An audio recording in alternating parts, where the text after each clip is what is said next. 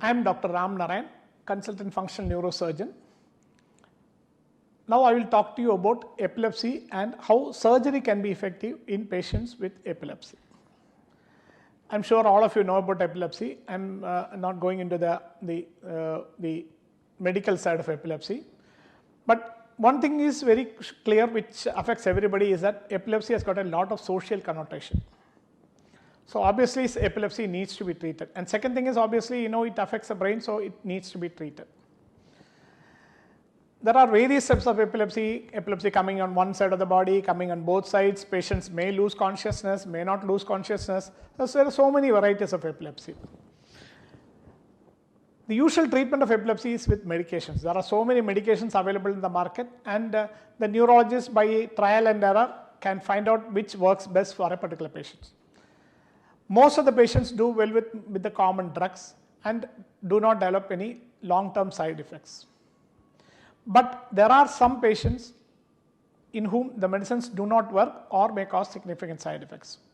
Or there are some patients who may have problems which can be identified in the brain.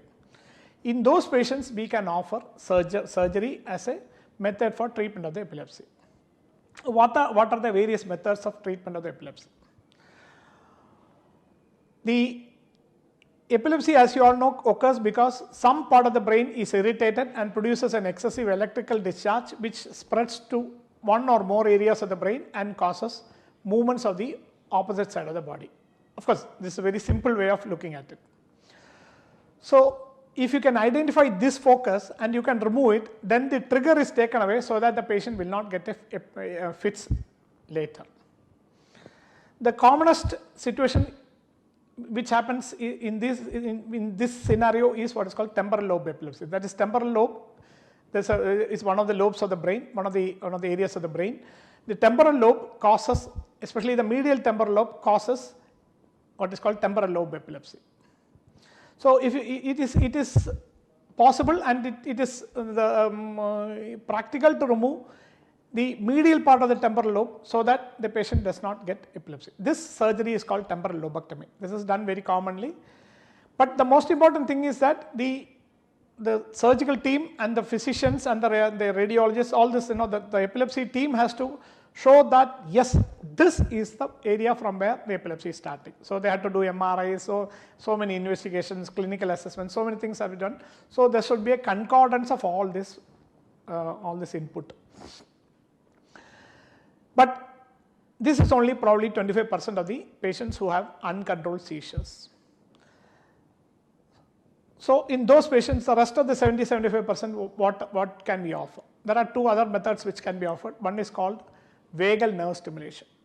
Vagal nerve is a nerve which starts from the brain, which goes down the neck like this, which comes down and supplies the heart, the intestines and all that. So studies have shown that when you stimulate the vagal nerve here in the neck, you can actually cause reduction in the quantity of seizures. So you, just like other stimulators like pacemaker, you put a stimulator here, you connect the wire to the vagus nerve which is deep inside here, and you can control the seizures.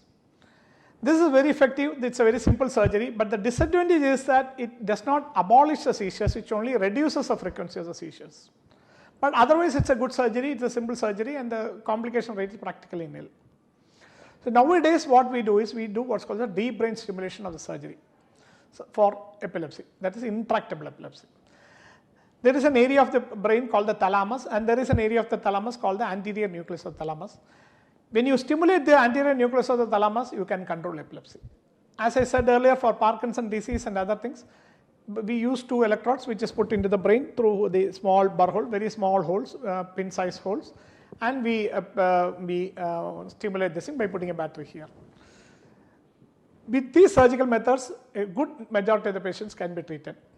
Of course, there are some other very aggressive surgeries like hemispherotomy and all that, which is not practiced very common, but in selected specific cases, these are essential because these are very mutilating and very harsh surgeries. So it's not done very commonly, but yes, occasionally these are also useful. Thank you.